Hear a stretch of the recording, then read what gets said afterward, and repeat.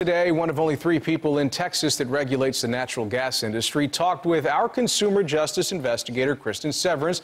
Kristen, this comes 2 days now after the Dallas mayor had some really harsh words for him. Yeah, do you remember Mayor Rawlings said he wanted to know what the Railroad Commission did for a living? So I asked Commissioner Ryan Sitton that exact question.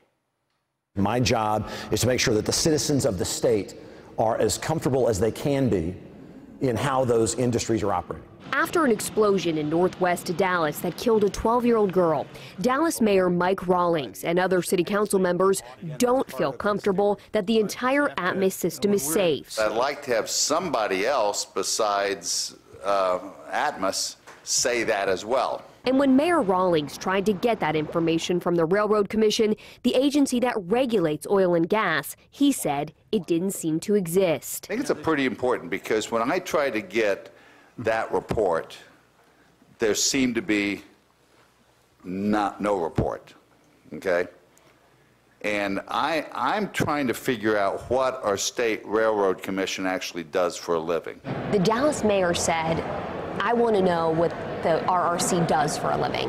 What is your reaction to that? You know, it's unfortunately these types of incidents, people in elected office can look to blame somebody. They can look to just throw insults around. The fact is, if he really wanted to know that, he could have called me, and he didn't. So I take a little bit of exception to that. At the end of the day, our job, we do not operate pipelines. We go out and we create the rules that all of the people in this industry in this state follow. The mayor said he wants someone other than Atmos to say that Atmos is safe. Can the Railroad Commission say that? What we can say is that our rules have a very good track record, and we will be able to say, hey, did they or did they not follow all of our rules up to this point? So Sitton says both the NTSB and the Railroad Commission are investigating the explosion. We have to touch on those Atmos bills that you had reported on earlier this week. You know, the commission does play a role in that. So the commission has approved every rate increase made by Atmos over the last decade. I asked Sitton why.